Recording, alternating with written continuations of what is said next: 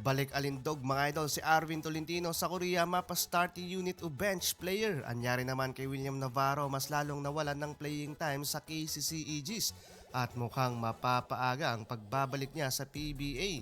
So ayun na nga mga idol, what a impressive performance ang pinakita ngayon ni Arvin Tolentino sa Korean Basketball League. Unti-unti niyang nakuha mga idol ang momentum sa kabila ng malamig na temperatura ngayon sa South Korea. Dito nga mga idol sa SK Knights, one of the best players si Tolentino, mapa-bench to starting unit. Second best scorer mga idol with average of 13.5 points, 2.3 rebounds and 4 assists sa loob ng 12 games niya so far. And one of the rising Pinoy hoopers din sa KBL. Yun nga lang medyo struggle ang former first runner-up sa kanilang early campaign na may 5-7 win-loss record. Sa past 2 games nila, dinurog sila mga idol ng kanilang former rival sa championship title na LG Lakers. Pinangunahan yan mga idol ni Carl Tamayo with explosive almost double-double sa stat sheets, 24 points, 8 rebounds and 4 assists with shooting 4 of 7 mula sa outside.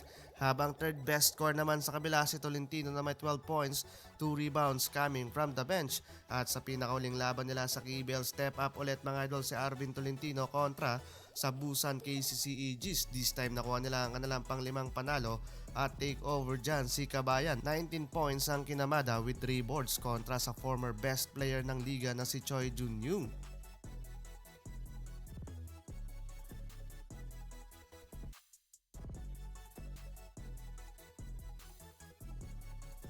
Dahil sa pagbabalik ng best player ng KCC Aegis na si Choi Jun-young, mukhang mas lalong mababangko itong former Magnolia Straw Hats shots forward na si William Navarro.